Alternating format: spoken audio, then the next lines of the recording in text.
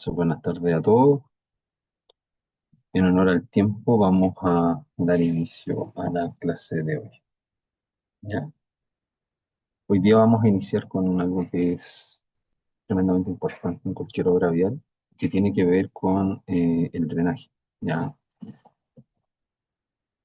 El drenaje se define como un sistema interconectado, ¿ya? Dentro de cualquier tipo de obra, pero que particularmente en una obra vial es de suma importancia, donde el fin es eliminar todo el exceso de agua superficial que haya en la plataforma del camino y también en el pavimento propiamente tal. La idea es que se elimine y se conduzca el exceso de agua que pueda haber allí hacia un drenaje natural, una zona segura, ¿cierto? Donde no podamos afectar las capas subyacentes de la plataforma en la cual estamos trabajando y sobre todo donde vamos a canalizar el agua a sectores donde sea seguro, ¿ya? Y puede seguir su curso natural, ¿ya?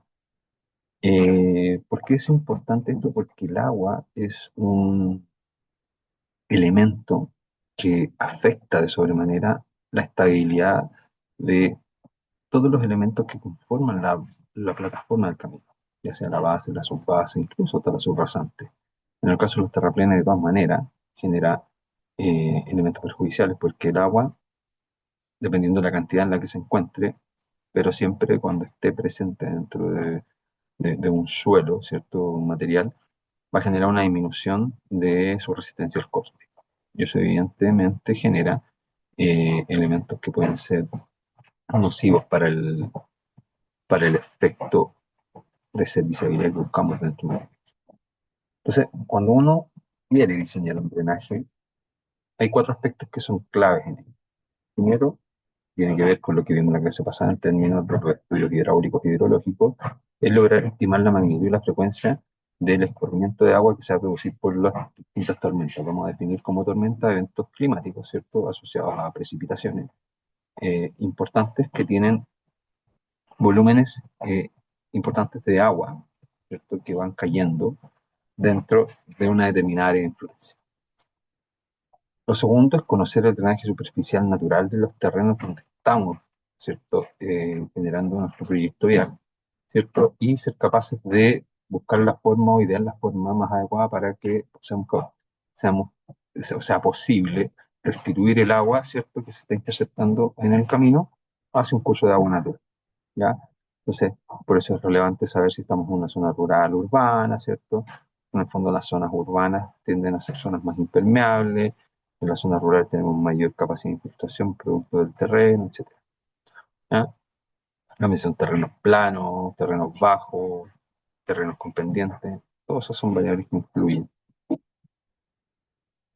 Tenemos que determinar las características del flujo de agua subterránea, es decir, lograr entender el funcionamiento de los acuíferos o de los grandes almacenamientos de agua que están eh, bajo el suelo, ¿cierto? Bajo el nivel de terreno, y que de alguna manera, en base a su funcionamiento, sus capacidades, ¿cierto? Van a tener ciertos comportamientos que pudieran llevarnos a diferentes comportamientos del agua. Por eso en algunas zonas, por ejemplo, en ciertas épocas vamos a tener zonas que son inundables, en otras épocas no. Entonces es re importante conocer eso. Y finalmente ser capaces de determinar el efecto que el camino en sí, ¿cierto?, va a tener sobre todos los canales y los cursos de agua que están presentes en el trazado por donde va a atravesar nuestra obra vial. ¿Ya? ¿Por qué razón? Porque en el fondo, frente a un proyecto, tenemos que ser capaces de ver si la zona por la cual vamos a atravesar es la zona más apropiada, ¿ya? Y en caso de que así no lo sea, tenemos que proponer una modificación en el trazado. Entonces, cuando nosotros analizamos, ¿cierto?, los sistemas de drenaje dentro de una obra vial, podemos tener drenajes que son de carácter longitudinal, ¿cierto?, como colectores, sumideros, que son de alguna forma elementos donde vamos a decantar el agua de los colectores que pueden ir tanto en el eje como en las partes contiguas al camino, ¿cierto? Vamos a tener, sobre todo en zonas de terraplén, por ejemplo, algunos elementos de conducción como las bajantes, vamos a tener elementos u obras de arte que atraviesan el camino, que finalmente lo que buscan es restituir el exceso de agua que pudiese caer sobre la plataforma que dicho sea de paso, el objetivo es proporcionar un aspecto de seguridad en el camino. Todos sabemos que el agua, por sus propiedades intrínsecas, es un elemento que es incompresible, por lo tanto, genera efectos que son nocivos para el tránsito de vehículos, como un hidroplaneo o la pérdida de estabilidad dentro de un vehículo. Entonces, por eso es importante sacarla, ¿ya? Entonces, los vamos a restituir a través de distintos sistemas de drenaje, tanto superficiales como profundos, para llevarlo a los cursos naturales de agua donde la plataforma no se vea, ¿cierto?, afectada, ni tampoco las capas que la componen, ¿cierto?, tengan variación nociva en lo que son sus propiedades, especialmente resistencia al corte.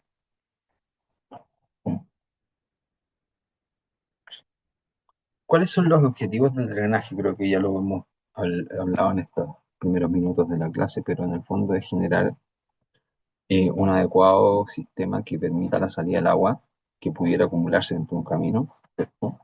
Reducir o de alguna forma eliminar esa cantidad de agua que se dirija al camino, ¿cierto? O sea, si es que estamos en una zona, por ejemplo, en un talud en corte, por el talud va a escurrir agua, entonces tengo que diseñar un sistema que me permita minimizar el agua que llegue al camino, ¿no? Ojalá que no pasare por ahí directamente.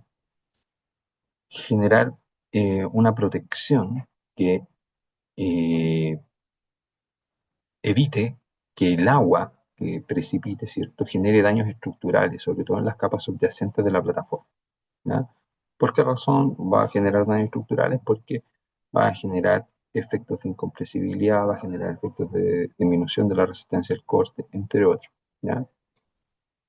Y finalmente es proporcionar una facilidad en términos de lo que es el acceso y alargar la vida útil del proyecto que estamos diseñando, ¿cierto? O sea, finalmente el agua, con todos los problemas que trae consigo, ¿verdad?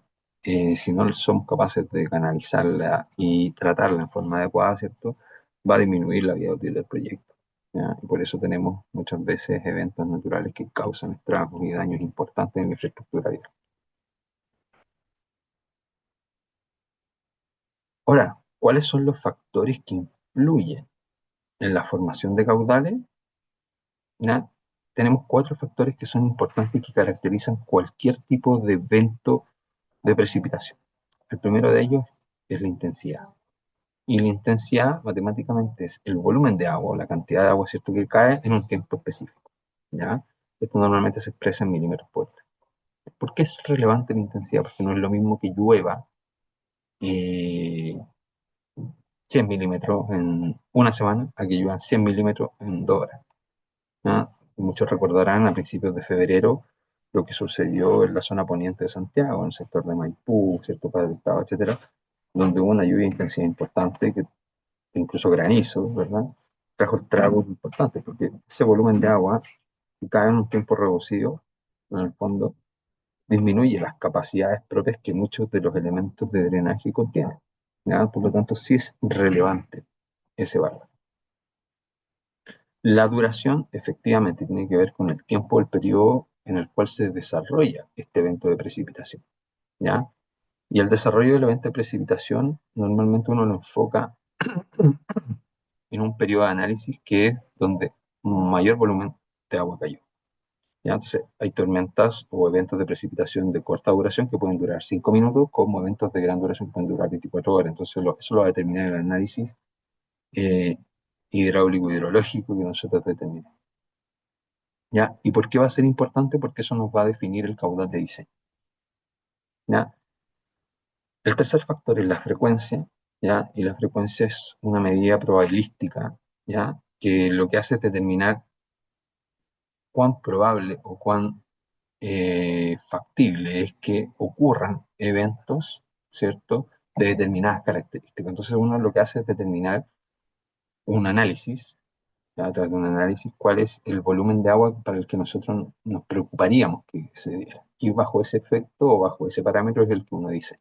Entonces, uno establece un caudal de diseño, ¿cierto?, o un volumen de agua establecido y define la probabilidad de que ocurran eventos con ese volumen o mayores. Como les comentaba en la clase anterior, en términos de lo que son los estudios hidrológicos e hidráulicos, trabajamos siempre en base a antecedentes históricos, ¿ya? Lo cual no es malo porque es información conocida, pero en un escenario de cambio climático que estamos viviendo en la actualidad, ¿cierto? Puede ser no lo más representativo. ¿Ya? Entonces hoy día sí hay adaptaciones, hay estudios y se está trabajando constantemente en poder mejorar estos modelos, ¿ya? Y lo otro tiene que ver con el patrón.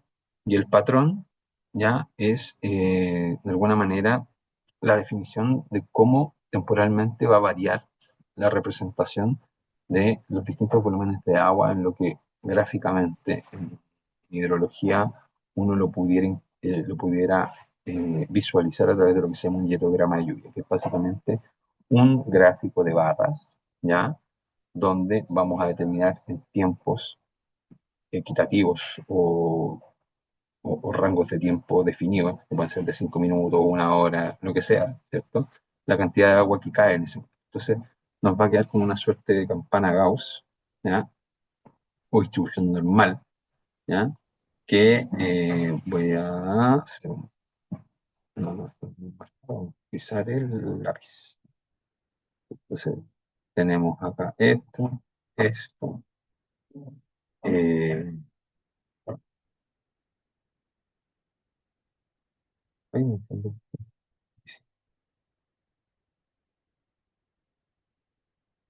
Hoy está súper, no sé por qué me quedó así. ¿Ya? Pero en el fondo es un gráfico de barra.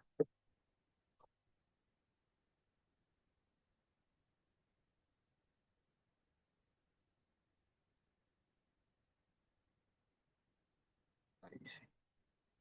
Y la curva es algo así, ¿ya? Que en el X va a tener el tiempo y en el Y va a tener la intensidad o el volumen, ¿no? Entonces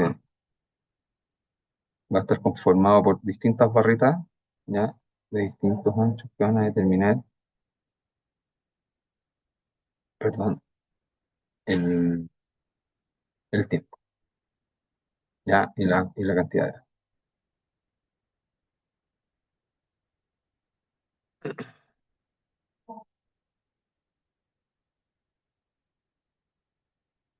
mm, en el láser. Ahí sí, ya.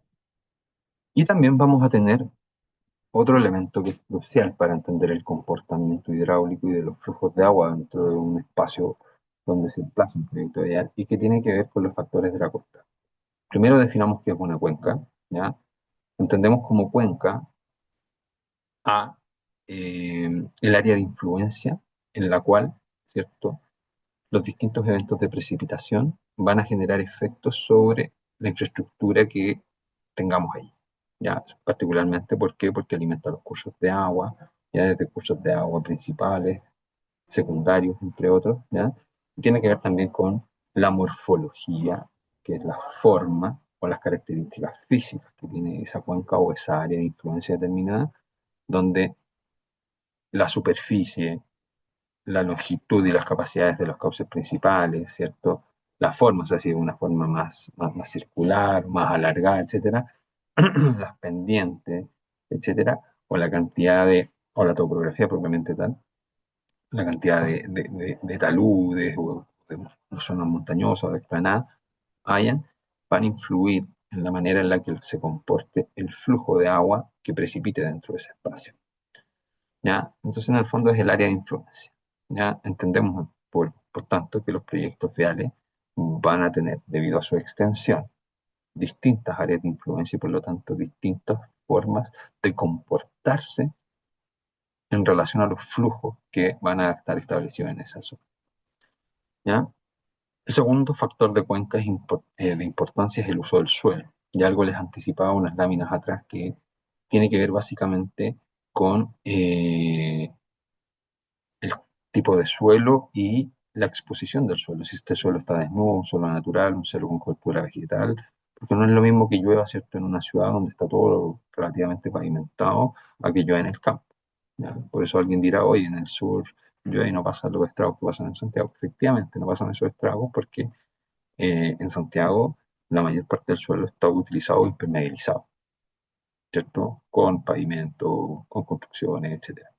Entonces, es importante el uso del suelo porque eso le determina al ciclo hidrológico completo, que es el flujo que hace interno el agua desde que precipita, cae, ¿cierto? Hasta que vuelve a su estado original.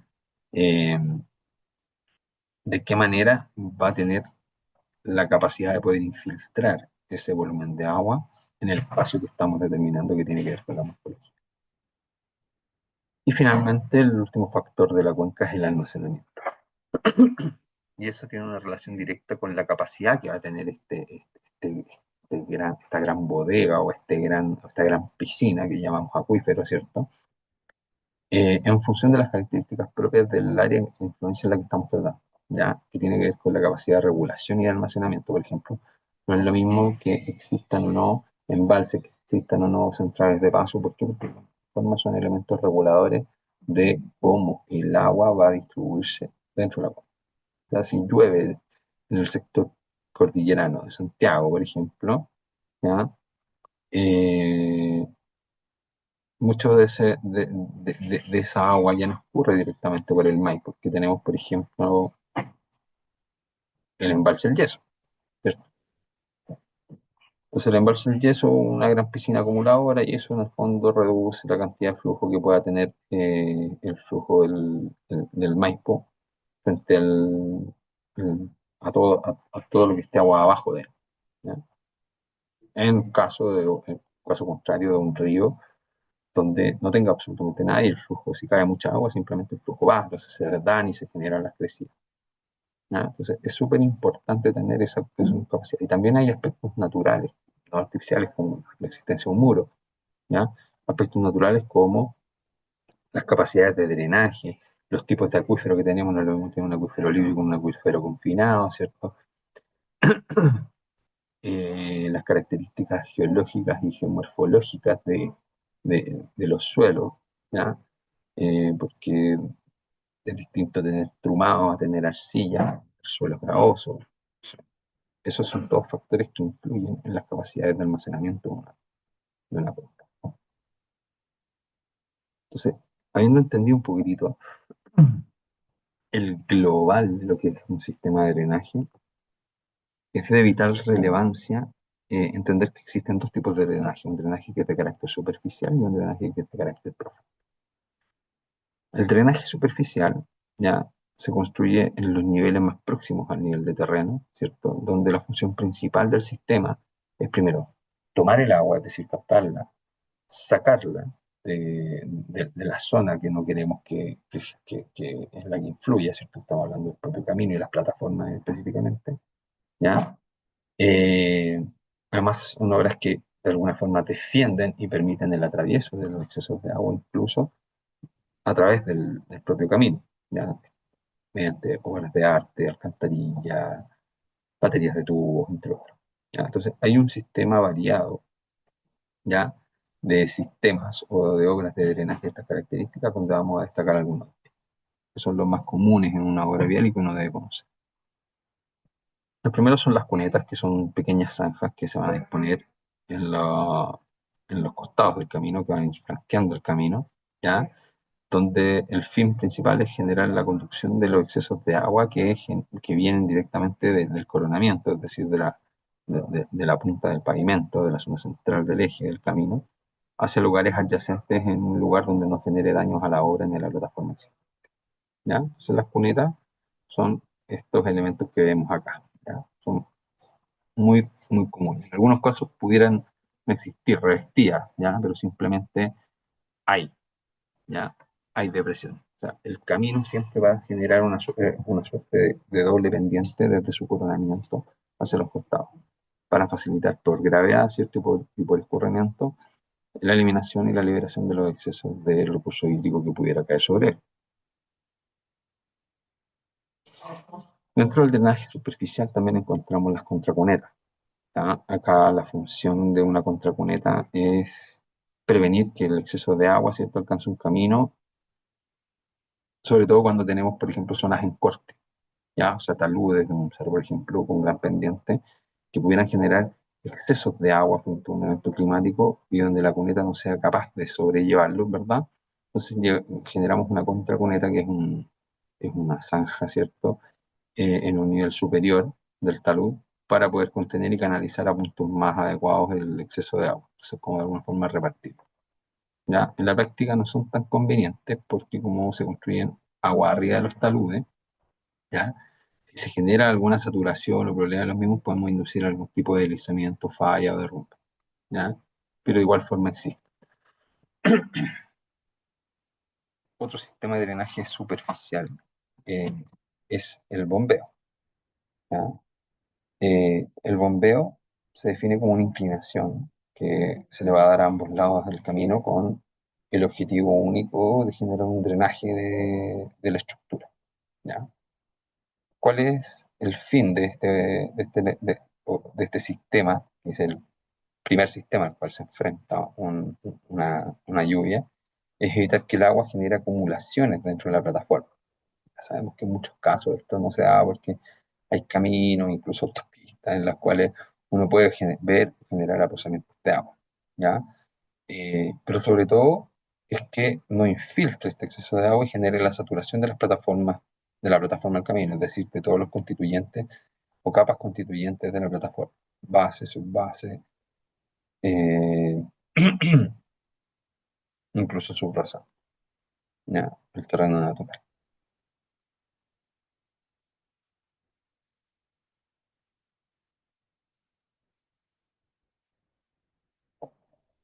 Tenemos también otro sistema que no es de drenaje, sino que más bien es de defensa, por eso hablamos de defensa también, que tiene que ver con los zampeados. Los zampeados son básicamente un sistema de protección de laderas, de taludes, tanto de las plataformas como de los propios sistemas o lechos a través de los cuales vamos a evacuar el exceso de agua y que corresponde a un hormigón pobre con bolones de material, ¿ya?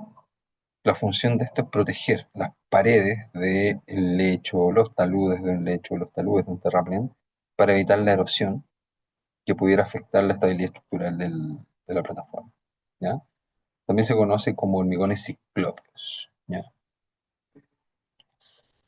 Tenemos también drenajes transversales. Los drenajes transversales tienen por objetivo, y son transversales porque de alguna forma atraviesan la plataforma del camino, pero tienen por objetivo generar el paso del agua a través de la estructura, sin generar daño en la misma, ¿ya? Entonces, hay distintos tipos de obras que nos permiten realizar drenajes transversales.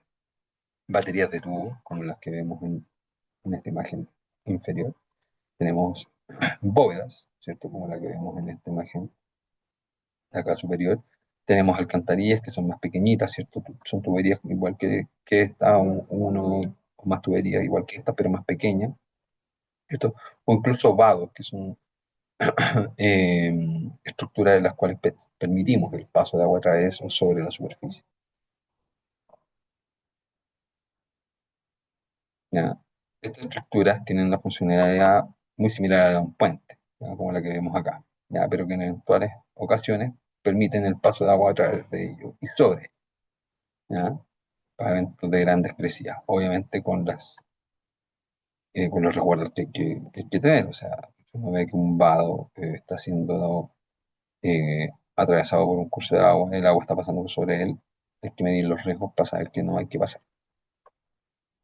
Luego tenemos las bóvedas, que son estructuras que se construyen principalmente, bueno, son más antiguas como en postería, algunas un poquito más modernas con hormigón, pero hoy día ya han evolucionado a aceros de corrugación profunda, alta resistencia, etcétera, y que son utilizadas cuando es necesario generar o salvar una luz como un puente, ¿cierto? Con una altura considerable desde la rasante del lecho del río a lo que es la rasante del camino, ¿ya? O sea, nos queda como una suerte de paso importante de agua.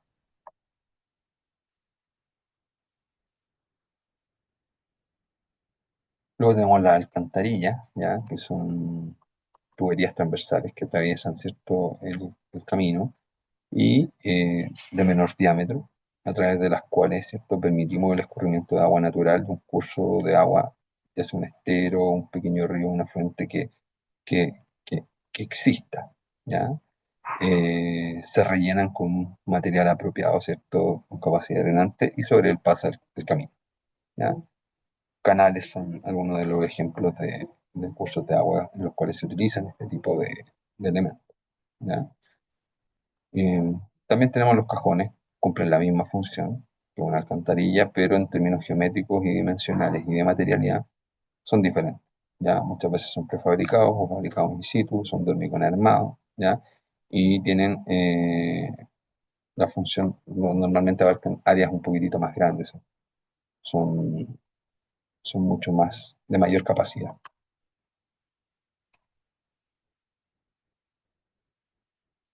Luego tenemos lo que es el drenaje subterráneo, ¿ya? Y el drenaje subterráneo es un sistema muy importante en lo que es la construcción de un proyecto vial, porque es lo que primero se debe construir. O sea, tú cuando ya tienes terminado todo el proyecto vial, ya tenés construido los drenajes y haber hecho de forma inadecuada o subdimensionado un sistema de drenaje va a generar un desempeño del camino inapropiado y obviamente una reducción considerable de la vida útil, incrementando los costos de mantenimiento y conservación de la estructura vial, de la infraestructura vial. ¿Ya? Entonces, es tremendamente importante que sobre todo los drenajes y sobre todo los subterráneos sean apropiados, muy bien verificados y diseñados. ¿Ya? Y es un sistema que permite eliminar caudales que de alguna forma van a alcanzar el camino y el objetivo de los drenajes subterráneos es lograr evitar problemas asociados a asentamientos, deslizamientos y deterioro en la estructura de la vía. ¿Ya?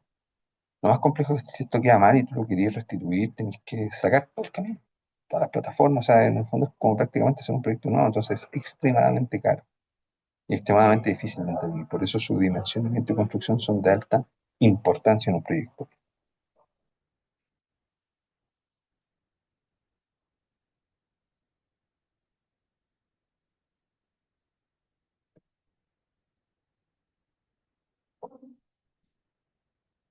Tipos de drenes que tenemos en términos de drenaje subterráneo. Encontramos los pozos de drenaje, ¿ya? Que en algunos casos pueden ser más superficiales, en otros casos un poquito más profundos, pero el objetivo común es generar la infiltración del exceso de agua a estratos que sean seguros, que no afecten a las plataformas del camino, o sea, que lleguen a las capas de permeabilidad más profundas del suelo de fundación, ¿ya? O, en el caso de que no sea posible, a lo menos aliviar, ¿cierto?, los acuíferos que entreguen a sistemas de drenaje superficial, ¿ya? Y los vamos a aliviar, ¿por qué razón? Porque los vamos a alimentar de agua en forma más efectiva, ¿ya? Para esto van a utilizarse, en la mayoría de los casos, ¿cierto?, el efecto propio de la gravedad o en algunos casos también efectos sistemas de bombeo. Luego tenemos los subdrenes, que son zanjas rectangulares que van a ir rellenas con materiales granulares permeables que faciliten, ¿cierto?, el gradiente hidráulico para que el agua pueda llegar hasta el elemento conductor, ¿ya? Y que se va a rodear, se va a revestir de alguna forma con un geotextil, ¿ya? Que básicamente es una tela que permite el flujo de agua a través de ella, pero no el flujo de material, ni siquiera material fino. O sea, el suelo no puede atravesar el geotextil, pero sí el agua, ¿ya? Y que normalmente van a llevar una tubería corrugada o de otros materiales, ¿cierto?, en el fondo para generar un gradiente hidráulico importante y conducir el agua hasta el sitio seguro, ¿ya? A veces los geotextiles pueden acompañarse o complementarse con los materiales permeables, específicamente pueden complementarse con geocompuestos, específicamente con geobloques o geocelda, ¿ya? Que son materiales que de alguna forma acompañan a tuberías perforadas o a las ranuradas que vamos a poner como elementos de conducción y evacuación para facilitar, ¿cierto?, la conducción del exceso de agua. ¿Dónde vamos a utilizar subdrenes? Lo vamos a poner principalmente en forma longitudinal al pie de cualquier talud que esté en corte, es decir, en zonas de excavación, y que vayan a verter hacia el camino cualquier eh, exceso de agua y que de alguna forma te permite interceptar ese recurso hídrico que vaya a llegar al camino. Se van a poner también en forma longitudinal en un terraplén ubicado al lado desde donde va a fluir el agua subterránea, ¿ya? En forma lateral, o sea, lo va a ir flanqueando. Se va a poner longitudinalmente bajo la subbase, en el caso de una carretera, para sanear el área. ¿Ya? La subbase es la primera capa, ¿cierto?, de material resistente que va sobre la subrasante, que es el suelo que definimos como un suelo competente para apoyar el paquete estructural. ¿Ya? Lo vamos a colocar en forma transversal en zonas donde generemos transiciones de corte de terraplén. ¿Ya? Una obra vial, muchos de los elementos o una de las grandes partidas es el movimiento tierra. Por lo tanto, para lograr la cota de un proyecto, vamos a ver en algunas zonas donde va a haber que excavar y vamos a llegar a un punto donde en el otro va a haber que rellenar. ¿Ya? Entonces, en esa transición donde lo que excavamos se junta con lo que rellenamos, dado que lo que excavamos mantiene una condición inicial asociada al proceso de formación geomorfológico de los suelos, ya con densidades específicas de miles y miles de millones de años, jamás va a ser idéntico a lo que nosotros logremos en términos de densidades a través de los rellenos. ¿Ya? Por lo tanto, son zonas muy susceptibles de generar asentamiento o diferencia. Entonces, allí con mayor razón la sensibilidad a los efectos del agua es mayor. ¿Ya? Y finalmente los vamos a colocar como parte de un sistema de drenes tanto longitudinales y transversales que se denominan espina de pescado, ¿ya? Que van con un eje o una columna vertebral en el eje del camino, ¿cierto? Y una serie de conducciones, tales como una espina de pescado, que van a llevar esto a los flanqueos o al costado del camino. Luego vamos a tener las mantas drenantes, ¿ya? Que son es un geocompuesto, digamos, que de alguna forma lo que permite es la incorporación de material granular drenante, que le permite confinar y además el flujo a través de la estructura, ¿ya? Que se va a colocar directamente sobre la subrasante terminal. ¿Ya? La manta tiene que quedar conectada hidráulicamente a los drenes longitudinales, es decir, tú tienes que generar un sistema que permita que la manta traslade o transfiera o capte y conduzca el exceso de aguas hasta esta zona. ¿Ya? Vamos a tener zanjas de drenaje, ¿ya? Que son excavaciones de sección normalmente trapezoidal o, o, o ¿cómo se llama? Eh, rectangulares, ¿ya? Con taludes que van a ir conforme a las propiedades geotécnicas, pero normalmente en razón 1:1, ¿ya? Y con profundidades que van a ser dependientes de la posición de la napa que nosotros queramos drenar o de alguna forma interceptar, ¿ya? Si la zanja que se excava, ¿ya? Incluidos los taludes, se va a rellenar con una capa de material de alta permeabilidad para favorecer la generación de un gradiente hidráulico, ¿cierto? Y que el exceso de agua o el agua que llegue tienda a irse hacia ese sector, ¿cierto? Por un tema de principio de energía, y que se va a alinear en forma paralela al eje de la carretera. Y finalmente vamos a encontrar también los sondajes horizontales, ¿ya? Que son tuberías metálicas, normalmente de 2 pulgadas. Uno los puede ver, por ejemplo, en una zona en corte, cuando tenemos un talude de un cerro, ¿cierto? Muchas veces los taludes van revestidos con un tipo de chodorquito o algo, ¿ya? Y van con unas tuberías que uno ve unos tubitos así, dispuestos en distintas alturas y en toda la extensión. Que lo que hacen en el fondo es generar un gradiente hidráulico para minimizar, ¿cierto?, los excesos de presiones hidrostáticas que pudieran generarse por la saturación de los suelos dentro de los taludes. ¿Ya? Entonces, eso permite que el agua fluya rápidamente a estas tuberías o sondas horizontales y a través de estas estructuras ya se evacúa una zona segura. Entonces, aquí tenemos las mantas drenantes, el tipo de geocompuesto, los sumideros, ¿cierto?, los geotextiles, ya un sumidero más profundo, eh, perdón, las zanjas de drenaje con los materiales permeables, ¿cierto? Las tuberías de corrugación o corrugadas para captar ese exceso de agua, ¿ya?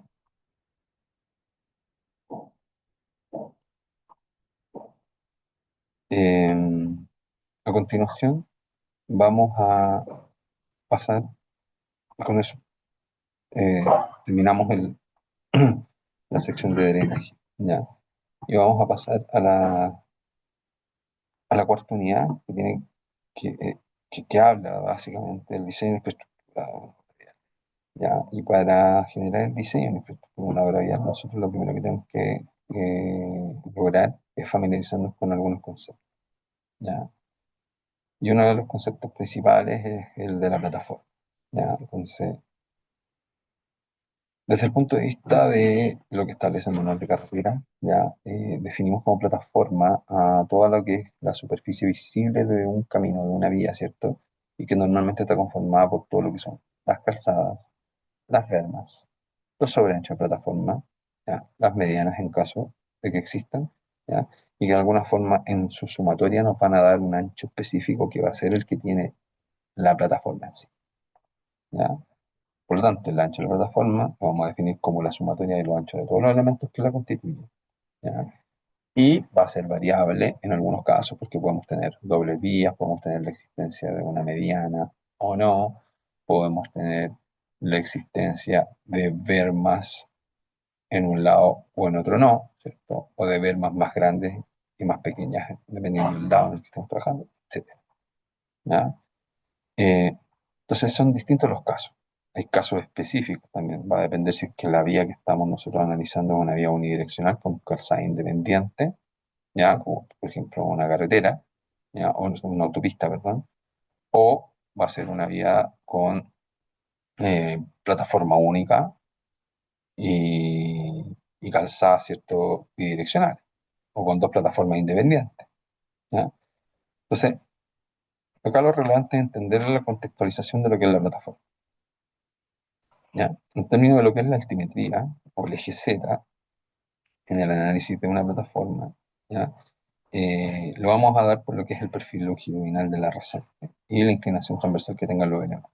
En el fondo, a medida que vamos constituyendo o ubicando los distintos perfiles, ¿cierto? Vamos a poder encontrar cuál es la altura máxima del proyecto terminado, ¿cierto? Y ya sea la altura a la cual tenemos que llegar en el siguiente perfil. Y eso nos permite establecer, por ejemplo, los volúmenes de excavación, etc. ¿Ya? Entonces, si vamos en una bajada, si vamos en una subida, etc.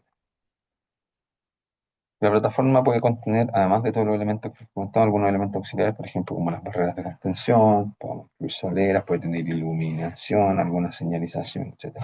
Por ahí la iluminación y la señalización no van a sumar al ancho, pero, por ejemplo, las barreras de contención o las soleras pudieran sí sumar anchos a lo que es el dimensionamiento transversal del elemento.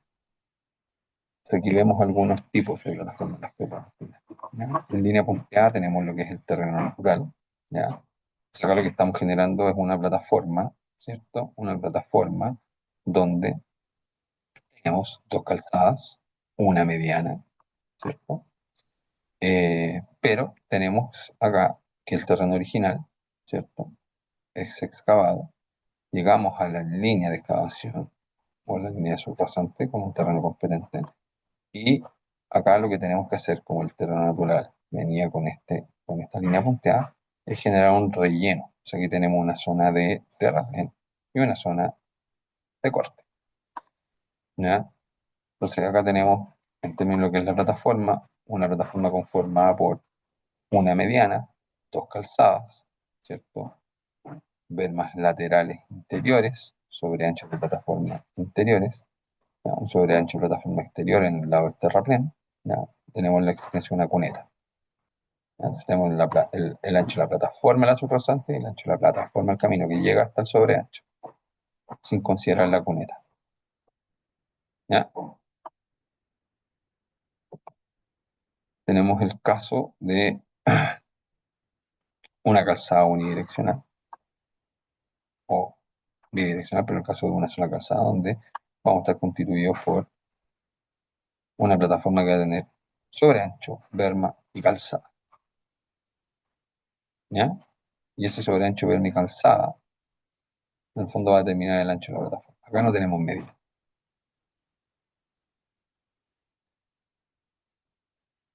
Bueno, este es el mismo caso que les comentaba. Sí. Entendido esto, lo importante acá, lo relevante es lograr poder caracterizar la definición de cada uno de los elementos que conforman una plataforma. La calzada la entendemos como una banda material que geométricamente la define la superficie que es capaz de soportar el tránsito vehicular. ¿ya? Eh, y ese tránsito vehicular queda establecido, definido de acuerdo al diseño, ¿ya? Al diseño que se genera, es decir, al dimensionamiento apropiado para el tipo de vía que hemos discutido ya en clases anteriores, ¿ya? El objetivo de esto es proporcionar una serviciabilidad y un confort adecuados para los usuarios, es decir, que los desplazamientos, que el tránsito a través de la vía, ¿cierto?, sea cómodo y seguro, ¿ya? Las calzadas pueden estar formadas por dos o más pistas, ¿ya? Por lo tanto, una pista corresponde a una división de la calzada, ¿ya? Y en la cual nosotros vamos a poder acomodar una fila de vehículos, ¿ya? Acá en Chile, particularmente, los anchos de calzada son diversos, pero el ancho estándar para un camino tradicionalmente es de 3,5 metros, ¿ya? Y eso daría un poco del ancho que utiliza la ASHTO, pero la ASHTO trabaja en unidades del sistema inglés, del sistema imperial, ¿ya? El ancho de pista de la ASHTO es de 3,66 metros llevado a la conversión en el sistema internacional, ¿ya? Pero acá en Chile lo adoptamos como 3,5. ¿Ya? Las carreteras o calzadas que tienen o que son bidireccionales, ¿no? Como una carretera, obviamente, ¿verdad? Como, no sé, la ruta de la fruta, por ejemplo, qué sé yo. Eh, Eventualmente, dependiendo de la configuración del trazado en planta, ¿cierto? Vamos a poder permitir que la pista, que viene en el sentido contrario, pueda ser usada en forma ocasional por el vehículo que marcha en el sentido opuesto. Y eso particularmente se lo define en las zonas de adelantamiento, ¿ya? Y eso va a estar permitido siempre y cuando los aspectos de seguridad vial y la señalización lo permitan, ¿ya? Eh, las carreteras que tienen cuatro más pistas, que tienen calzados direccionales en una plataforma que es única, ¿cierto? Siempre van a tener que contar con un espacio libre entre los bordes interiores, al cual denominamos mediana, ¿ya? Y la mediana, ¿ya? Tiene que tener un ancho que es constante y que lo va a definir el perfil tipo de la carretera, ¿ya? En Chile hay pocos lugares donde tenemos zonas de cuatro más pistas, ¿ya? Pero por ahí van a recordar una foto antigua de las que tengo a continuación, donde había una zona en la que teníamos una mediana de estas carreteras, ¿ya? Que esto es donde está el antiguo Hotel Hyatt, ¿ya? Kennedy. Hoy día esto está todo cambiado, pero antiguamente estaba esto que era la mediana, ¿ya? Teníamos esta mediana, ¿ya? Que es este espacio. La mediana es básicamente una zona, un espacio de seguridad para evitar que frente a cualquier accidente, las calzadas que son unidireccionales, ¿ya? Un vehículo que tenga algún accidente invada y genere peligro, ¿cierto? Un accidente en la otra calzada en la cual circula un vehículo en el sentido opuesto, ¿no? Aquí tenemos una calzada única bidireccional, ¿cierto? Aquí viene una pista en un sentido, otra en otro sentido. ¿Ya? Aquí tenemos línea continua, no podemos adelantar, pero probablemente acá en la recta sí, ¿ya? Que es más o menos lo que está especificado acá, ¿ya? Acá tenemos plataformas independientes, ¿ya? A distintos niveles incluso, ¿ya? Y aquí tenemos una plataforma única, ¿cierto? Donde la mediana es muy pequeña, pero normalmente es acompañado por un elemento de contención debidamente diseñado para evitar la invasión en el caso de accidente de un vehículo que vaya en un sentido, la pista que viene del otro, ¿ya? Luego tenemos las vermas, ¿ya? Las vermas son básicamente espacios o zonas que van flanqueando el pavimento en las calzadas, ¿ya? Que tienen una constitución material de distintos materiales, pueden ser del material de relleno de las plataformas inferiores, puede ser incluso revestido con el propio pavimento que tiene el material, o pueden ser incluso de un tratamiento diferente, un tratamiento superficial, un doble tratamiento superficial, ¿ya? Eso va a depender del tipo de vía, de los recursos que se dispongan, ¿ya? Eh, Dentro de los aspectos técnicos, ¿ya? Normalmente uno va a apoyar la- la- las, las bermas, ¿ya? Eh, en el caso del uso de pavimentos de hormigón, ¿cierto? Lo podemos revestir la berma con una capa asfáltica de unos 5 centímetros de espesor, ¿ya? Eh, y van a ir sobre un elemento, sobre una base que tiene características geotécnicas de capacidad de soporte adecuada, 80%, ¿ya? En el caso, por ejemplo, de vías que tengan menores estándares para lo que son pavimentos, como el caso de tratamiento superficial o los tratamientos superficiales, la berma a veces se va a revestir revestir simplemente prolongando el tratamiento de la calzada o simplemente dejándolo con el material granular inferior. ¿Ya? ¿Cuál es la importancia de las vermas? Y esto es súper relevante. ¿Ya? Esto cumple cuatro funciones básicas. ¿Ya? Las vermas tienen una función primero de proteger el pavimento y las capas inferiores, porque en el fondo son sobreanchos que van a estar dados como una extensión de la plataforma principal, que es la que va a llevar la principal carga o el tráfico vehicular. ¿Ya? Porque si no existieran, todos los efectos de agua, erosión, etcétera, o inestabilidad que pudieran generarse afectarían directamente a la vía. ¿Ya? Entonces, por eso es más frecuente ver asentamientos, por ahí algunas zonas más complicadas en las dermas y no en el pavimento en sí. Entonces, le proporciona una suerte de confinamiento a las capas realmente estructurales que son parte de la vía. Lo otro cumple una función de permitir detenciones ocasionales, ¿cierto? Sobre todo en casos de emergencia dentro de un camino. Y eso es súper importante. ¿Por qué? Porque al permitir una detención de emergencia no generas un foco de riesgo para la generación de un accidente dentro de la vía. Eh, Actúan además en forma psicológica o mental dentro de los conductores. Ya, y aquí siempre yo les pongo un ejemplo. Imaginémonos, vamos por una carretera que tiene dos pistas, ¿cierto? 3,5 metros cada pista. Y tenemos la verma, ¿cierto? Nosotros siempre podemos perfectamente ir a 120 kilómetros por hora, por ejemplo, si no, pero si nos imaginamos teniendo esos mismos 7 metros, porque no nos salimos, nosotros nos colamos por la verma, y lo encajonamos esto justo en los 7 metros, como una suerte de túnel, y vemos los muros alrededor, etc. Eso a nosotros nos da una sensación de mayor riesgo, por lo tanto es inherente bajar la velocidad. Por lo tanto, la existencia de espacios adicionales frente a una maniobra, por ejemplo, de emergencia, nos ayuda como conductores. Y ahí nace el cuarto punto importante de las funciones básicas que comprenden las demás, que es permitir un espacio para maniobras de emergencia, generando incrementos en lo que es la seguridad operacional de la ¿no? Entonces, lo más relevante de esto, y por eso es súper importante, aquí cada vez se ha ido perdiendo la cultura en relación al uso de las vermas, es que las vermas tienen que estar libres de cualquier obstáculo, deben ojalá ser de un ancho constante, ¿ya? Deben en términos técnicos estar compactadas de forma homogénea en toda la sección, ¿ya? Y para la consecución de esos objetivos, los sobreanchos de plataforma, ¿ya? Que van a generar el confinamiento de las estructuras base de la plataforma del camino, ¿cierto? Tienen que darse en forma adecuada. ¿Ya? Aquí están algunos de los elementos o de los tipos de vermas que podemos tener. En una carretera, por ejemplo, de calzada bidireccional, simplemente es la extensión de la capa inferior granular. Podemos tener otra que es la extensión simplemente de lo que es la capa de pavimento. ¿Ya? Y acá podemos ver que tenemos un pavimento de asfalto, ¿ya? Y acá un tratamiento superficial, ¿ya? Que es una capa de asfalto pero más delgadita, de pavimento asfáltico más delgado. Luego tenemos los bombeos, ¿ya? Y los bombeos son inclinaciones transversales pequeñitas que se le van a dar a la capa de rodadura del camino y donde desde el punto de vista del diseño lo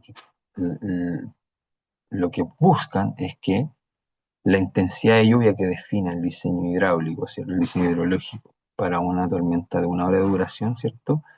Y que tenga un periodo de retorno de 10 años, permite evacuarse, ¿ya? Eso. ¿Qué entendemos por periodo de retorno de 10 años? Es en un, voy a explicarlo así súper simple, ¿ya? Dentro, por ejemplo, para que haya una lluvia como la que hubo en febrero aquí en el sector poniente de la capital, no es que eso ocurra todos los años, cada 2 meses, ¿cierto? Son cosas muy esporádicas, ocurren cada mucho tiempo. Los periodos de retorno, entonces, lo que hacen es definir la recurrencia o el patrón que han mostrado ciertos eventos, cierta de precipitación, que puedan darse durante un periodo. Entonces, cuando uno toma 10 años, ¿cierto? Es mucho más conservador que decir, bueno, periodo de retorno de un año. Es decir, un periodo de retorno de 100 años, digo, bueno, voy a abarcar 100 años, de evento de precipitación, y ahí evidentemente la probabilidad de que haya ocurrido un mega evento climático es mayor. Entonces, mientras mayor sea el periodo de retorno, ¿cierto? Más conservador es el diseño. ¿Ya? Pero el bombeo se define como eso, es inclinación transversal. Entonces, de todo lo que hemos visto anteriormente, cuando hablamos de las secciones transversales de un camino, ¿ya? Dependiendo de el tipo de vía, ya sea autopista primaria, autorruta colector, ¿cierto? O caminos de menores caracterizaciones, ¿ya? Un primario, un colector, un local o de desarrollo, vamos a lograr identificar si son calzadas bidireccionales o unidireccionales, primero en función de las velocidades de proyecto, cuáles son los anchos mínimos que nosotros requerimos. Por ejemplo, nos vamos a una autopista, en una zona, una autopista con una zona de 120 km por hora, tenemos que tener un ancho de pista de 3,5 metros. Es el mínimo. ¿Ya? Las fermas tienen que ser la interior de 1,2 y la exterior de 2,5. ¿Ya? El ancho o el sobreancho de plataforma, SAP, ¿ya? Interior entre 0,6 y 0,8 metros y el exterior de 1,5. ¿Ya?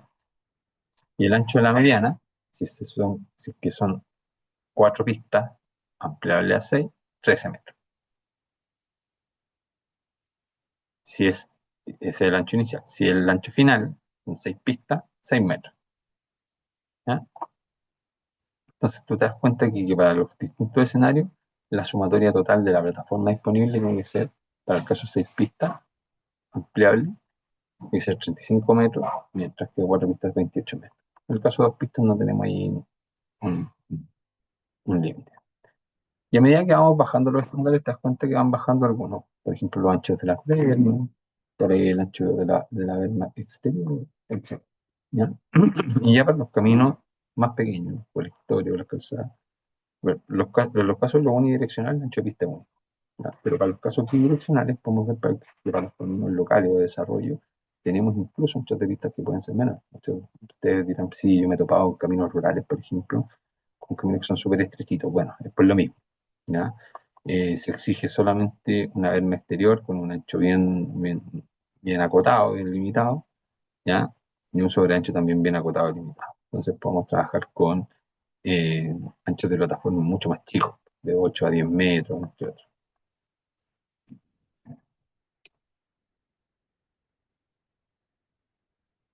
A continuación vamos a ver lo que es la sección transversal de la plataforma de la subrasante, es decir, de la zona de apoyo en la cual nosotros vamos a trabajar. Definimos como plataforma de la subrasante a toda la superficie del área, ¿cierto?, que la constituye uno o más capas, ¿ya?, relativamente horizontales, que van a estar delimitadas a lo que es el movimiento de tierras propio de la obra vial, ¿ya? Y la plataforma de la subrasante es importante porque es el suelo de fundación de la plataforma principal del camino, ¿ya? Es sobre la cual nosotros vamos a apoyar la capa de rodadura y las capas constituyentes de la plataforma, ¿ya? Y además incluye un espacio que está destinado a algunos elementos auxiliares como la inclusión de las bermas, las medianas, por ahí las cunetas de drenaje, entre otros elementos. ¿Ya? Ahora, dependiendo del tipo de perfil que nosotros estemos trabajando, del tipo de vía que tengamos y los espacios definidos, si tenemos, por ejemplo, un terraplén, ya la plataforma en la subrasante va a quedar configurada por todos los materiales de la última capa de ese terraplén, ¿ya? Porque el terraplén tiene una forma trapezoidal, entonces la última capa es la más angosta, por así decirlo. ¿Ya? Y ese ancho va a ser el ancho que tenga la plataforma, incluida las calzadas, las bermas, el sobreancho y en el caso de que exista una mediana, la mediana. ¿Ya? Más el espacio que necesitamos para el derrame de tierra. ¿Cachai? Eso es lo que le explicaba antes. Antes vimos que solamente las calzadas, bermas, SAP y medianas, en el caso de existir, es el ancho de la plataforma. La plataforma de la subrasante es esto mismo, más el ancho necesario para el derrame del terraplén que tengamos que generar. Ahora, si el perfil es en corte, la plataforma de la subrasante es la misma que la plataforma de la rasante, pero solamente le vamos a sumar el espacio que se requiere para la incorporación de los sistemas de drenaje superficial, como las cunetas, ¿ya? Y eso se mide a partir de los bordes exteriores de lo que es el sobreancho de plataforma, ¿ya? Por tanto, cuando logramos establecer o queremos definir el ancho de la plataforma de la subrasante, entonces va a ser la suma de todo el ancho de la plataforma más la proyección horizontal de los taludes interiores y el fondo de las cunetas, que es lo que vemos acá. Entonces, la plataforma en camino es calzada, perma sobre ancho de plataforma.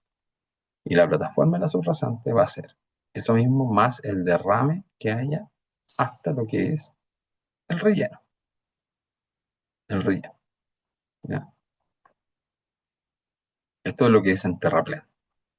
Cuando hablamos de la plataforma de la subrasante en corte, es decir, cuando hay una excavación, va a ser la calzada, la berma y el SAP, que es la plataforma, más, ¿cierto?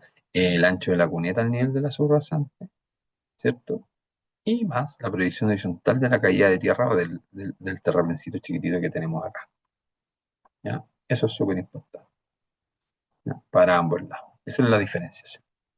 Y tenemos el caso en que tenemos un sistema mixto, ¿ya? Entonces, por el sistema mixto, donde tenemos un área de corte, va a ser, le vamos a adicionar al ancho de la plataforma por el lado del corte, el ancho de la cuneta más la proyección horizontal de la caída de tierra, mientras que para el otro caso vamos a tener el ancho de la cuneta más el derrame de tierra.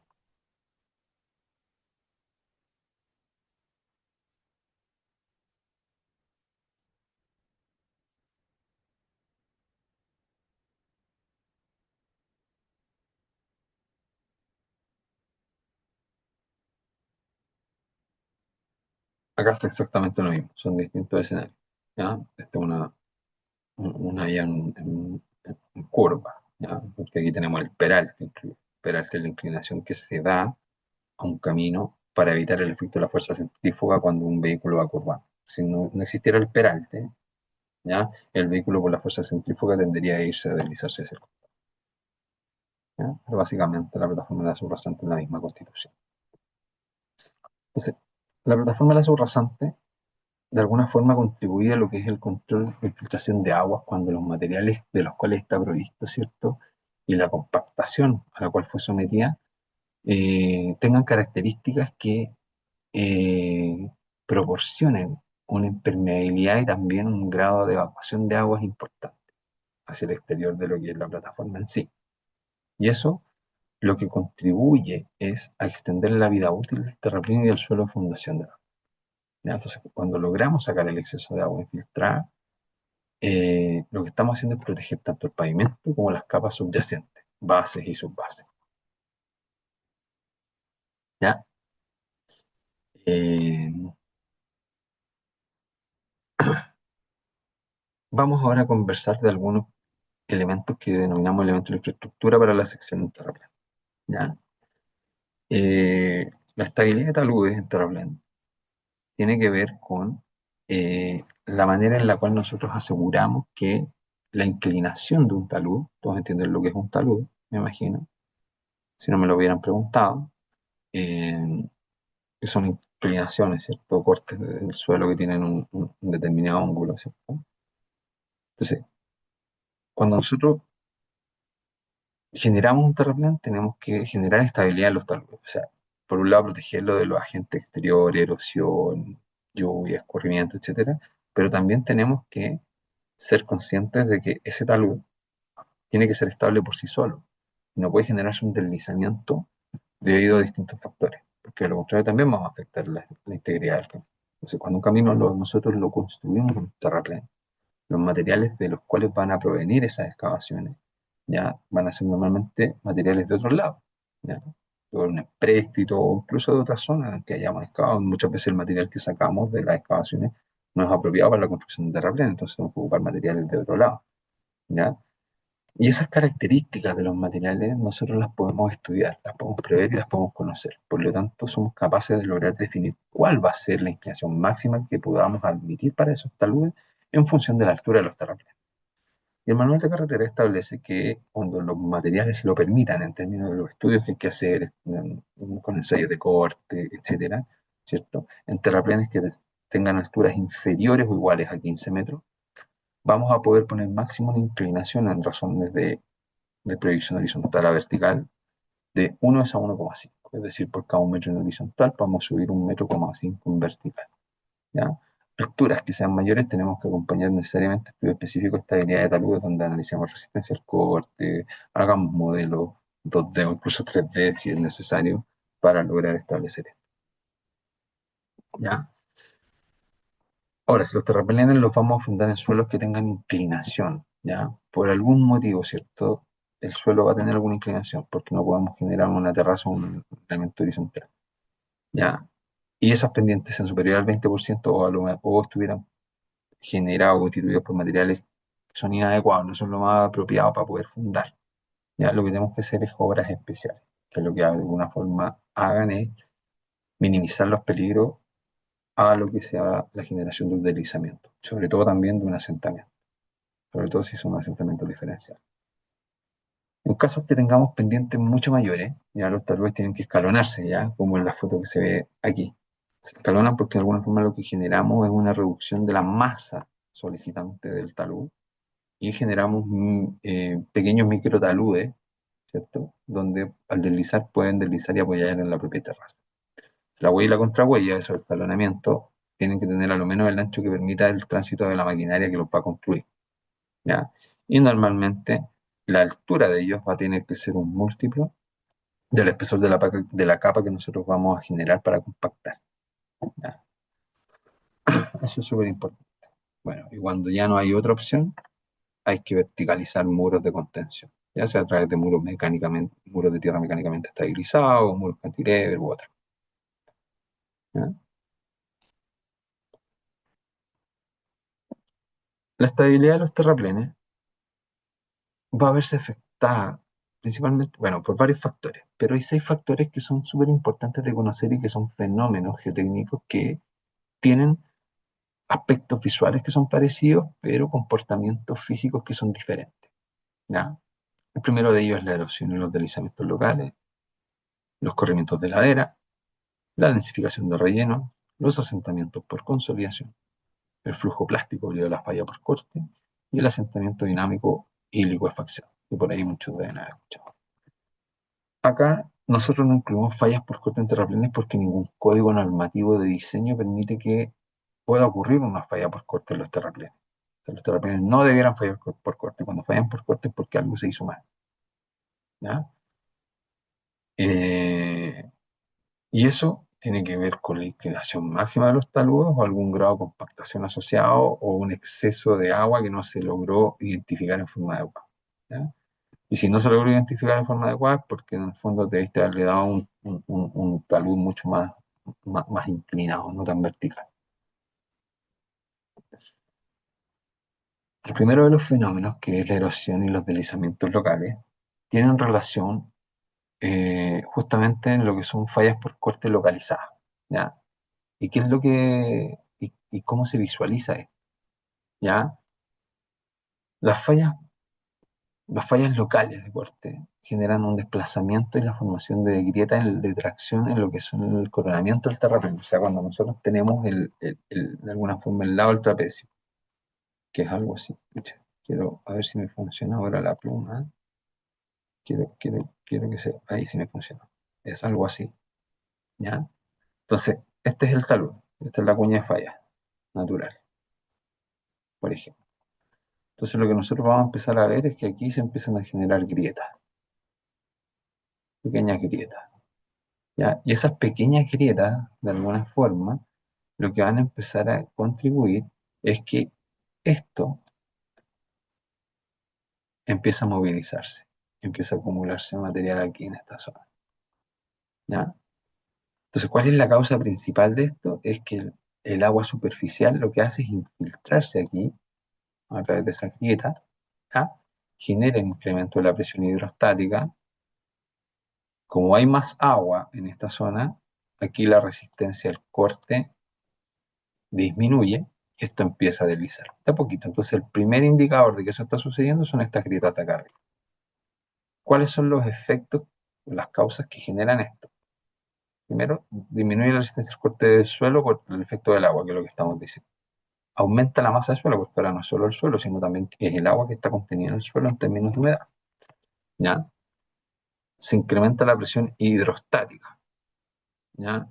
Hidrostática. Y finalmente se debilita la superficie resistente al corte por la socavación y por lo tanto se empieza a generar la acumulación de material acá. Entonces, estos problemas normalmente se van a presentar en suelos que tienen una granulometría fina, ¿ya? Normalmente limoso, con poca plasticidad, ¿ya?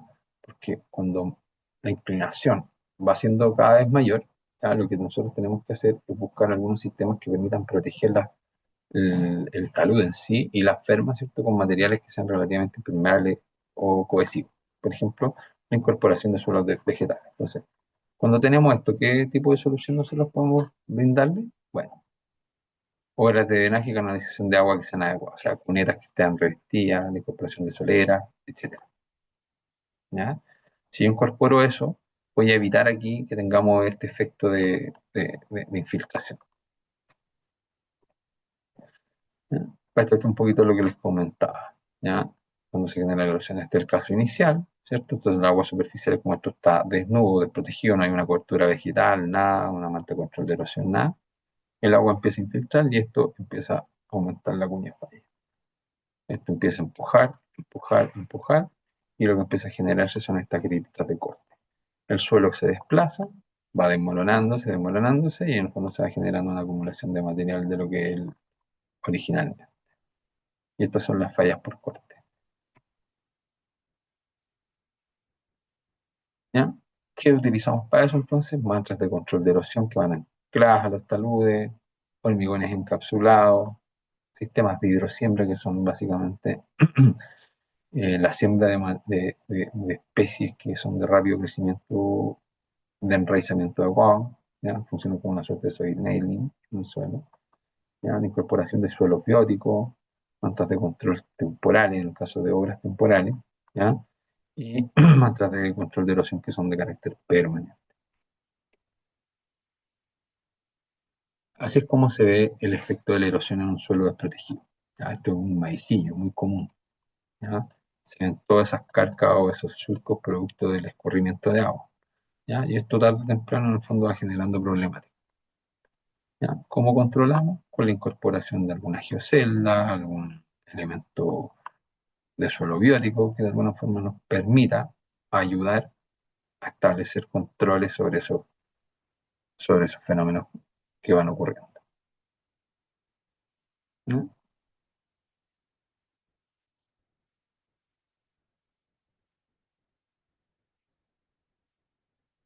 El siguiente fenómeno que encontramos es el corrimiento de ladera. ¿Ya? Cuando uno construye terraplenes en planos que están inclinados, que tienen alguna pendiente, ¿ya? Eh, la movilización de una masa de suelo eh, puede darse, ¿ya? Y se puede dar porque de alguna manera se genera un debilitamiento en lo que es el plano de contacto entre el suelo natural y el terraplén, ¿ya? Porque son suelos distintos con propiedades diferentes. Y eso cuando hay agua se agrava más aún porque el agua funciona como un patín, ¿ya? El patín en el fondo hace que la resistencia al corte disminuya. Y ese fenómeno es súper claro, ¿ya? Sobre todo se da en transiciones de corte terrestre, ¿ya? Entonces, para hacer el análisis de los efectos que se generan con los corrimientos de ladera, lo que uno tiene que considerar es la acción de la masa de suelo que genera ese componente tangencial que tiende a hacer deslizar todo el relleno, ¿ya? Y a su vez va a actuar una fuerza normal que contribuye a la resistencia, que es la masa de todo el cerámico. Esto es más pesado, obviamente, la componente vertical nos va a ayudar en lo que es la resistencia al corte, ¿ya? Si bien el suelo puede tener cohesión incorporada, ¿ya? La cohesión normalmente no la consideramos, ¿ya? Aunque puede ser parte de la ecuación, pero consideramos como que fuera cero, porque es como un factor de seguridad que nos echamos al bolsillo. La cohesión puede ser aparente. Lo que pasa en las arenas, por ejemplo, en la playa, cuando uno hace un castillo de arena, ¿cierto? Deja el molde del balde, se va a bañar, vuelve y eso ya está desmoronado, porque el agua se evaporó, ¿cierto? Y eso es una cohesión aparente. Entonces la cohesión la echamos al bolsillo como un factor de seguridad. Entonces la fuerza normal por la tangente del ángulo de fricción interna más la cohesión por el largo de la cuña de falla son lo que son las fuerzas resistentes.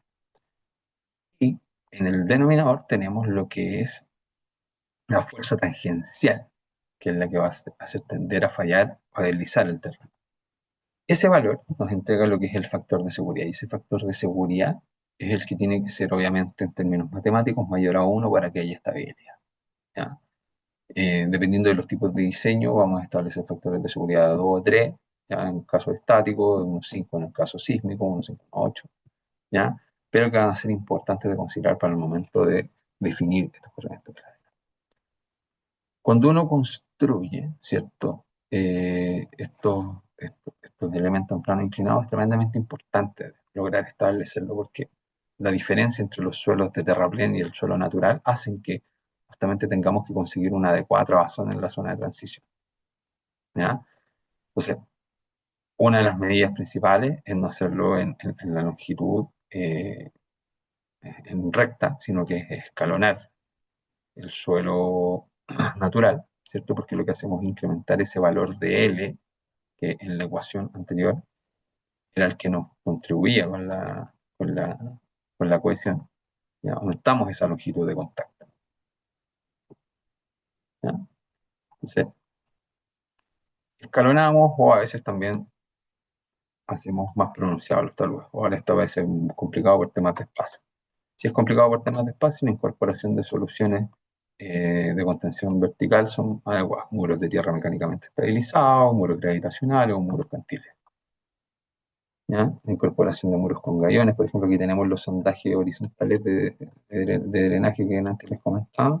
Los gallones además son re buenos porque son flexibles, permiten una cierta movilidad, tienen además la posibilidad de permitir el drenaje a través de su estructura, ¿ya?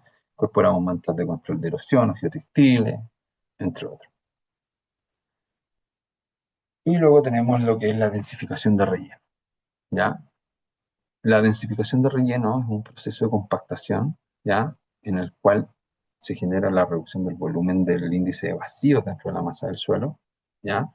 Y ese proceso de acomodamiento de las partículas producto de la densificación se, se da a lo largo del tiempo, ¿ya? Incluso después de los procedimientos de compactación, cuando yo llego a un nivel de compactación, una densidad específica, esto igual se sigue dando en el largo tiempo, ¿ya? Y esa deformación de densificación de relleno es lo que nosotros vamos a vislumbrar como una deformación superficial de la rasante del cambio. Y esa deformación, en el fondo, cuando se genera un asentamiento, genera agrietamiento, ¿cierto? Genera disminuciones o una baja en los niveles de la rasante, ¿ya? Y esa deformación depende básicamente de dos factores. Primero, la compacidad inicial que nosotros leemos, por eso es súper importante llegar, primero cumplir los espesores de capa, cumplir los grados de compactación y ser respetuosos con las alturas máximas de los terraplenes, ¿ya? Entonces, ¿por qué es relevante? Aquí ponemos un ejemplo súper, súper, súper, súper decidido. Cuando nosotros algunos rellenos los compactamos al 95% de la densidad máxima compactada seca, ¿ya? Podemos lograr deformaciones superficiales que van dentro del 0,1 al 0,3% de la altura del terraplén. Es decir, si tenemos un terraplén de 10 metros, podemos tener deformaciones de 2 a 3 centímetros. Eso es el 95% de la densidad máxima compactada seca. Pero, por ejemplo, si el grado de compactividad inicial es muy bajo, es menor a este, no sé, 90, 85, no logramos la compactación, esos asentamientos inmediatamente suben 10 veces. Pueden ir del 2 al 3%. O sea, podemos tener asentamientos diferenciales que sean superiores a 20 centímetros. Y eso sí es grave, ¿ya? Entonces, mientras más rápido se produce el asentamiento en la etapa inicial del proceso, es porque hubo un maltratamiento de la densificación de los materiales que utilizamos, ¿ya? Entonces, eso es súper importante. Los fenómenos de este tipo se evidencian en dos casos. En las transiciones de corte terraplén. ¿Por qué? Porque el pavimento se va a agrietar en la interfase y que se van a formar escalonamientos en accesos de estructuras rígidas. Por ejemplo, puentes. Tenemos un terraplén que no se compactó bien y viene el puente, ¿cierto? En el sector de la junta, el terraplén va a sentar y va a quedar una escalita ahí. Entonces, tienes que pegarse un pencazo ahí con el vehículo. Te puede echar el neumático, incluso puedes tener un tremendo accidente, ¿ya? Incluso en caso de que sean rellenos granulares. Hay un caso documentado en el sector de la Trampilla, en la Ruta 5 Norte, donde esto no se estimó bien y se generaron asentamientos con clastos de roca que venían de cortes y excavaciones de túneles que son marinas, un tipo de suelo que se conoce. donde la intemperización de la roca hace que esto se fuera meteorizando mucho más rápido. Y eso generó asentamientos que no se pudieron controlar, entonces tuvo que hacer un nuevo trazado. Entonces, por eso siempre es súper importante que establezcamos controles muy, muy, muy estrictos en lo que es la densificación de los rellenos y logremos reducir los asentamientos que sean diferenciales, ¿ya? Para no tener problemas como los que vemos acá. ¿Ya? Finalmente tenemos, no finalmente, este es el penúltimo de los fenómenos, que es el asentamiento por consolidación. ¿Ya? Entendemos por consolidación un proceso paulatino en el tiempo a través del cual los suelos de carácter fino, ¿cierto? eh, Van asentándose debido a la pérdida de humedad, a la pérdida de contenido de agua. Los suelos finos tienen una particularidad, suelos que se consolidan lentamente, específicamente tienen una particularidad que absorben agua con mucha facilidad, son hidrofílicos, pero les cuesta soltar, ¿ya? Pero paulatinamente lo van haciendo. Y en ese paulatinamente nosotros vamos a poder ir evidenciando, ¿cierto?, los asentamientos cuando esto ocurra. Entonces, es súper importante porque podemos hacer una obra, esta puede quedar perfecta, vamos, controlamos, hoy está todo ok, perfecto. Y si fundamos sobre un suelo compresible que posteriormente se fuera a consolidar, con el paso del tiempo vamos a empezar a ver eso. Porque va a ir expulsando el agua a poquito y van a empezar a verse los problemas. ¿Ya? Entonces, acá, ¿qué es lo que es importante? Tratar de, primero, ser capaces de cuantificar la magnitud de esos asentamientos diferenciales que nosotros podamos incorporar. Dos, ¿ya? Ser capaces de conocer los parámetros relevantes a través de ensayos específicos. ¿Ya? Y tres, ser capaces de contribuir previamente a la construcción de los terraplenes y la formación de las vías, ¿cierto?, a la expulsión del agua de los poros de esta masa de suelo, ya sea por sistemas de drenaje, etc. Es importante entender que existen dos tipos de consolidación, una que es la primaria, que es la disminución del volumen por efecto de la expulsión de agua rápida de la masa de suelo, y eso es lo que estamos discutiendo ahora, y otra que es la consolidación secundaria, que en realidad es un efecto creep en el largo plazo y que es muy complejo de lograr estimar. Ahora, es mucho más pequeñito, ya, es incluso admisible porque se da por la forma en la que se reacomodan las partículas y van cambiando un poco la estructura interna dentro de la masa de suelo. ¿Ya? ¿Por qué es importante en los suelos finos conocer esto? Porque aquí, por ejemplo, en esta curva elemental que nos indica el índice de vacío, ¿cierto?, versus las presiones o las cargas, ¿cierto?, que admiten los suelos, vamos a poder ver que la curva tiene una forma determinada, ¿cierto? Esta es una semilogarítmica. O sea, es logarítmica en el sentido del eje de la abscisa y el eje de la ordenada es proporcional. Entonces, para presiones que son chiquititas, ustedes se dan cuenta que para incrementos importantes de presión, el índice de vacío disminuye poquito, pero llega un punto en el que la pendiente cambia. Entonces aquí, para incrementos de presiones mayores, por ejemplo, de 1 a 2, tenemos una variación de un índice de vacío importante. Acá vamos de 0,1 a 1. O sea, ¿ya? Y después tenemos otro cambio importante donde para pequeñas variaciones, o sea, pequeñas variaciones de presiones, la disminución del índice de vacío es importante. Entonces, saber en qué posición o en qué carga está nuestro suelo consolidable es importante. Y esto yo lo puedo hacer a través del ensayo geométrico de consolidación. Es un ensayo largo, complejo, pero complejo en el sentido de que toma mucho tiempo, ¿no? Muy complejo de ejecutar. Pero acá lo que a nosotros nos interesa conocer es la presión de preconsolidación. Se hace en el primer punto de cambio de curvatura, se traza eh, una línea paralela al eje de las X, ¿ya? Y en la intersección con la curva se genera la bisectriz, que es la que divide en ángulos iguales estas dos líneas.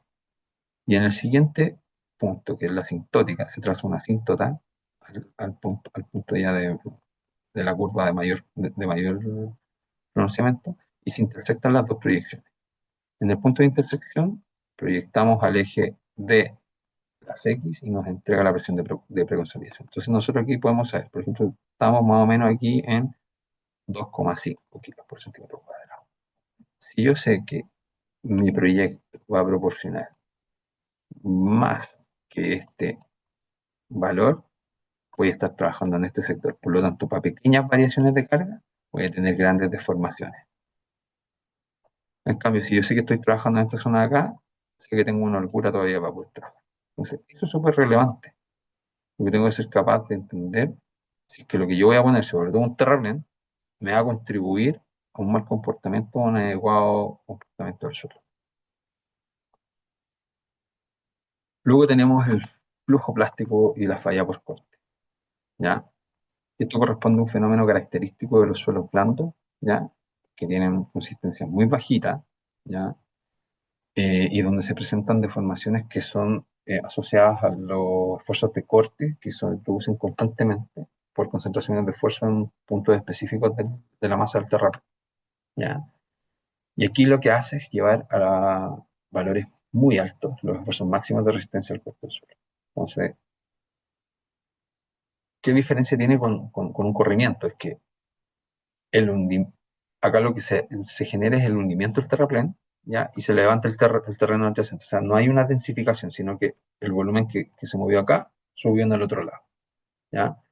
Este movimiento o el flujo plástico o la falla por corte se diferencia del asentamiento porque en el asentamiento tú lo que haces es disminuir el índice de vacío dentro de la masa suelo. Acá no, acá simplemente lo que te asentaste apareció por otro lado, no se genera sin una disminución de volumen. Y eso afecta principalmente a suelos finos que tienen en su geomorfología las partículas, eh, partículas como aplanadas, como planitas, ¿ya? Y que además son floculantes, que son capaces de unirse unas con otras, ¿ya?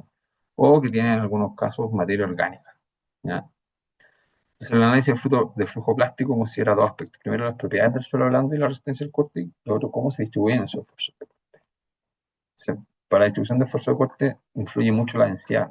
Terzaghi lo estableció en sus teorías, ¿ya? O sea, cuando tenemos suelos densos, la falla por corte va a generar un levantamiento del suelo adyacente, ¿ya? En suelos medianamente densos va a generar un hundimiento, un asentamiento y un pequeño levantamiento. Y en suelos que son muy sueltos, no se va a generar el levantamiento, sino que solamente se va a punzonar el suelo.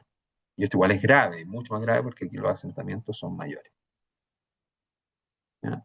Aquí se dimensiona un poquitito en laboratorio cómo se dan ese tipo de, ¿ya? O los planos de falla que describe Terzaghi. Y finalmente tenemos lo que conocemos como asentamiento dinámico liquefacción, ¿ya? Eh, los suelos que son susceptibles a liquefacción o asentamiento dinámico tienen muy baja cohesión entre las partículas, tienen densidades que son muy pequeñitas cuando se han sometido a solicitaciones dinámicas, un sismo, por ejemplo, o una vibración externa, ¿ya? Y además tienen que cumplir tres condiciones. Primero, estar suelto, en una condición suelta. Estar libre de finos, ser granulares. Estar saturado y estar sometido a un esfuerzo vibratorio, ¿ya? Un impacto, una vibración, un sismo, un ejemplo.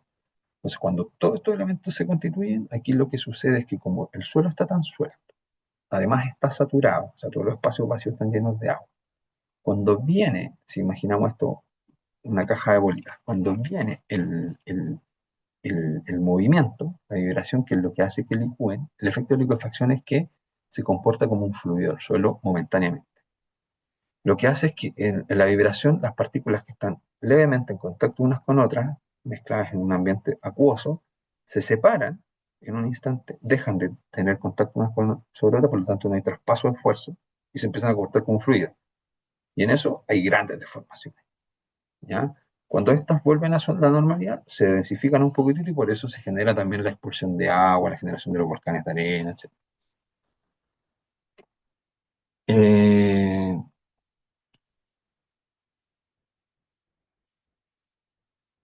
Ishihara y Yasuda lograron establecer tablas cualitativas de lo que implica el riesgo de liquefacción de acuerdo a la geomorfología de la suelo. Entonces, tenemos altos riesgos de liquefacción, por ejemplo, en rellenos artificiales, en depósitos finales de aluviones, en dunas, depósitos lacustres, etcétera.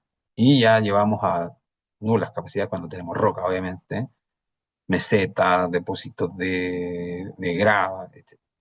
Entonces, ahí les presento una tablita para que puedan más o menos socializarse. Los que tienen alto riesgo son estos que están acá. Perley y Perlea en el 84 también establece algunas correlaciones de acuerdo a la granulometría y a los límites de consistencia de los estratos, ¿ya? Para poder definir un potencial de licuefacción. Entonces, aquí se logra establecer que normalmente el potencial de licuefacción, en los que son fácilmente licuables, están en el espectro principalmente de la arena. Hay algunos limos por ahí que tienen algunas características, ¿ya? Y algunas gravas que pudieran teóricamente licuar, pero principalmente son arenas. Y algunos casos especiales conocidos con potencial de licuefacción que define el manual de carretera son suelos aluviales, ¿ya? Que tienen contenido de fino inferior a un 35%, o sea que están relativamente limpios, en rellenos granulares artificiales que tienen arcillas con menos de un 10% de arcilla y con un índice de plasticidad menor al 15%, y en gravas y arenas que tienen fino, ¿cierto? Pero que están confinados por estratos de baja permeabilidad, como un acuífero confinado, ¿ya? Tenemos un segundo.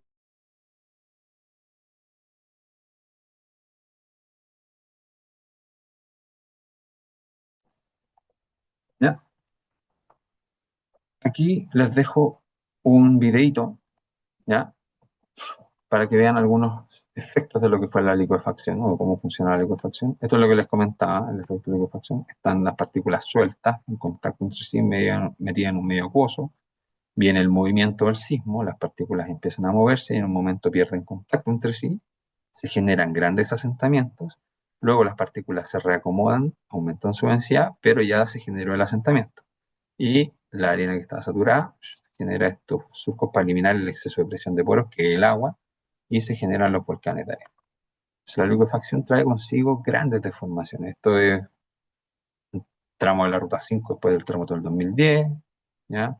Esto es un muro de contención, ¿ya? En el terremoto de Kobe, Japón, en el 95, ¿ya? Son algunas imágenes también del terremoto del 2010 en algunas vías acá en Chile, ¿ya? Sacado de Gonzalo y Verdugo, de la Sociedad Chilena de Ingeniería Geotécnica, un trabajo que se presentaba en el año 2014. Aquí vemos, por ejemplo, la fundación de una tubería, un piping, en la orilla de playa. Cómo esto tendría que estar a este nivel, cómo sufrió ese asentamiento, ¿verdad? Ahí está el profesor Verdugo, para que como referencia va a ver la altura, cuánto descendió, probablemente unos 80 centímetros, un metro, ¿ya? Aquí cómo se presentaron liquefacciones en la bahía de Coronel, ¿ya? Distintas obras viales también que sufrieron efectos. El puente de Los Gallardos en el terremoto del 85, ¿ya? Algunas deformaciones para el terremoto del 2010 en algunas rutas, todo el enlace de Villaseca en la ruta 5 también, como los terraplenes también y los rellenos licuaron, ¿ya? Entonces es muy, muy, muy imponente. Eh, Creo que solamente tenemos, está Michael, si no me equivoco. Hola, profesor. Eh, Gracias, Michael. Veo que estás solamente tú, ¿ya? Eh, Terminamos ya lo que es el módulo de vial, ¿ya? Eh, Así que mira, qué lata. Habían un poquito más de personas conectadas, creo que se conectaron dos o tres más en su momento, pero ya no queda nada. Eh, con esto finalizamos lo que es los contenidos para la prueba número uno, ¿ya? Por tu permanencia, por tu conexión, Michael. Acuérdame y te voy a dar 0,5 décimas, 0,5 puntos, medio punto para la prueba número uno, ¿vale? Gracias, profesor. Muchas gracias. Ya, así que por hoy vamos a dejar la clase hasta acá y nos vemos ya la Ya, próxima profe. semana, ¿ya? Ya, profe, nos vemos la próxima semana. Yo le recuerdo ahí en la prueba. Ya, Sí, profe. porfa, no hay problema, gracias, Michael. Gracias a usted, profesor. Chao, chao. Hasta luego, chao, chao.